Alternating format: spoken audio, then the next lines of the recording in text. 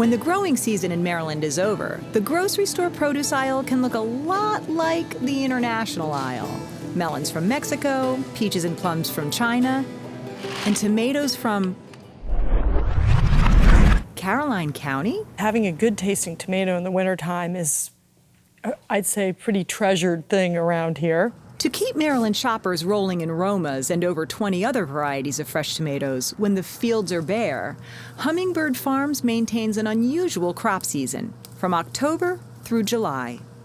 We grow in the off-season because we're trying to produce the best tasting tomato when they're not available locally. Here in Ridgely, farmer Jennifer Sturmer has created a land of perpetual summer under more than an acre of glass, a place where employees in T-shirts roam through rows of bright red tomatoes all winter long.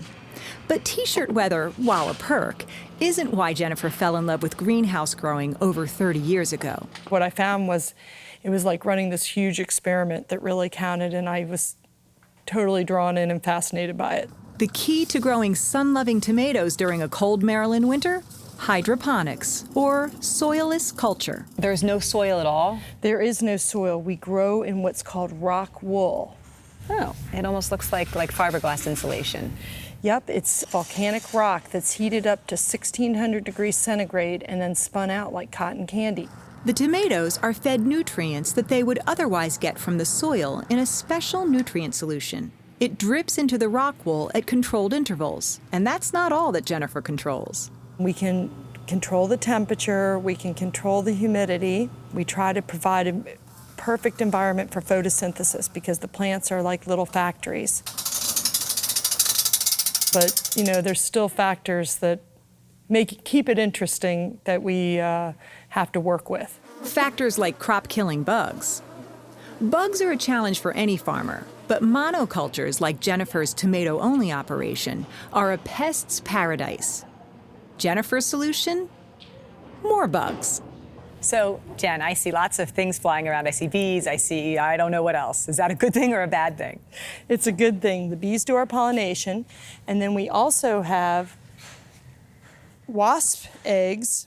We have a problem with whitefly in the greenhouse, and we get the wasps in, and they hatch out and go lay their eggs in the whitefly eggs, and then they hatch out, and then instead of a whitefly coming out, the little wasp comes out. All right, so you have good bugs and bad bugs in Yes. here.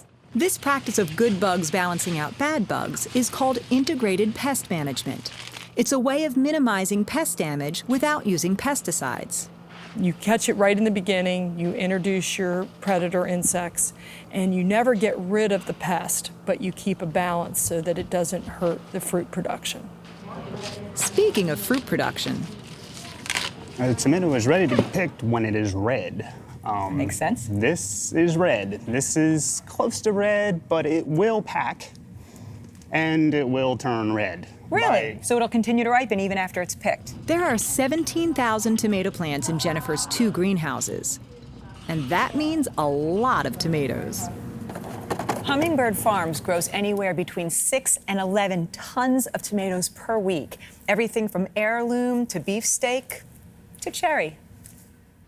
Next stop, the packing room, where boxes are loaded up with juicy sun-ripened tomatoes destined for D.C. and Baltimore area markets. Jennifer's husband and business partner, Rick, told me why their tomatoes are some of the tastiest around. The other stores would have California or Florida tomatoes and they're field grown. They could have been picked a month and a half ago and spent time in a warehouse. Really? And what's the difference then in flavor? The flavor comes from the sun. So by leaving it on the vine and getting the full color or close to the full color, we'll be able to get a lot more of the flavor. Finally, it's into the truck, off to the grocery store,